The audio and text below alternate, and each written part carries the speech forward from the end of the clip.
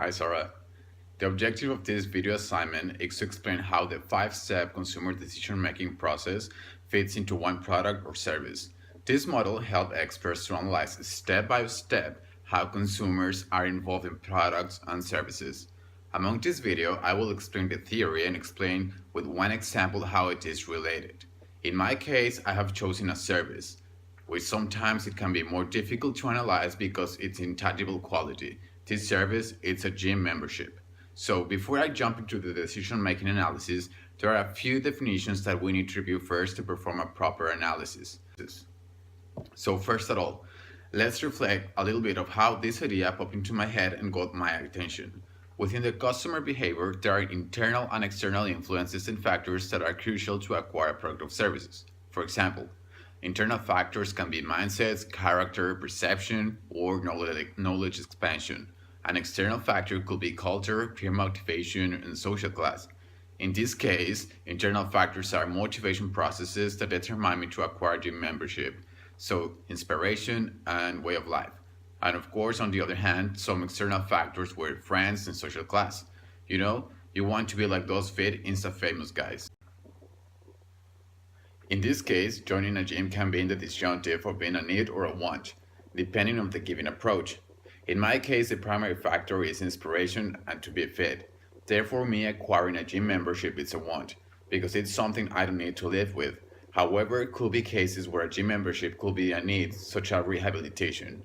There are different kinds of needs. Biogenic, which is the one you need to maintain us alive. Psychogenic, that we adopt to become members of a culture. Utilitarian, that can be attributed to products. And hedonics. This very last subject needs that becomes a want. In my case, I want to join a fitness club to become more attractive. Therefore, we will be talking about an hedonic need. Also, Maslow's hierarchy of needs theory talks about how needs can be divided into growth needs and deficiency needs. So, let's jump into the decision-making process.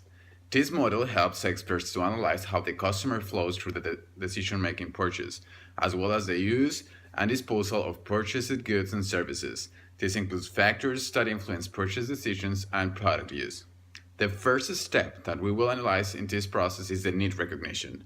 Once we have decided that we're going to acquire a product or service, we end up in the process of deciding which one we will choose. This decision making can be low involvement, where we don't need a lot of time and a lot of effort in the decision making because it's usually for cheap and low concern products, or high involvement, where we need to spend more time doing research, evaluating different options before purchases, because usually it's related to a long-term and more expensive products. So it can be not taken lightly. In my case, a gym membership will be a high involvement product because I will sign a 12-month contract. I need to check if the gym has more exercise activities like cycling classes, location, features in dressing rooms, parking, plus I need to analyze which one is more convenient and has more for the price I'm willing to pay.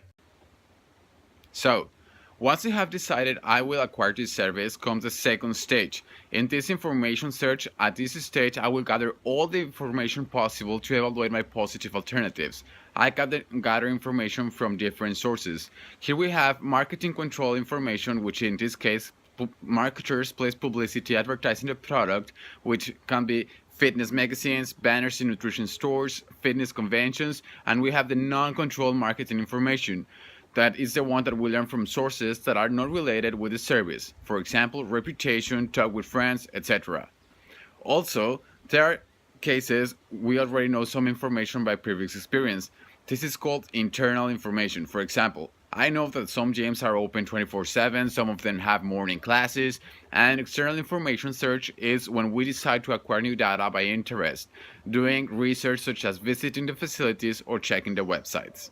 Now, with all the information we have gathered, we can move to the third step from our research. Here we need to evaluate the potential alternatives. Here it's important to understand that marketers divide these alternatives in two sets: awareness set and unawareness set. This very last one means something you didn't know even exist. It's something you discover while doing your research.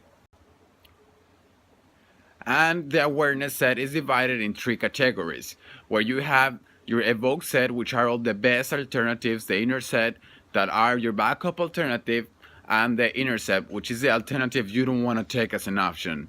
To put this as an example, in my Evoke set will be Good Life and Virgin Active Club because their facilities are new, they have loyalty programs, nutrition consultations, they have an extended timetable of classes, they have this program where you can bring your friends on the weekend, no penalties, plus they have multiple locations. My Evoke set, which will be my backup alternative, will be Fitness First, which is a really good option too, but there are not many classes, not as many options for personal trainers. It's overcrowded. They have no parking space available. And my in-app set, my option that I don't want to take at all, will be Snap Fitness, which is an alternative I want to avoid because the place is small, there are no lockers, it's overcrowded, the location is it's far away from home, plus the price is not much lower than the competitors.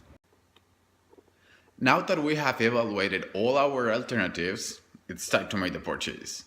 Nowadays we have different alternatives to buy things. Imagine how far we have got that we have bitcoins. And to be honest, I don't even know how it works. Funny thing. In this case, all the gym memberships need to be paid by credit card because every week or 2 weeks, depending on the club, they will automatically make a charge to your card. Within this case, I have to be aware of not overrun my credit limit because if the payment does not go through, I could get charged with a penalty fee. Plus, I will not be able to access the club.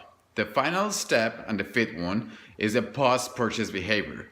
Here, the consumer already gained experience by using the product or service, and it can be rather positive or negative.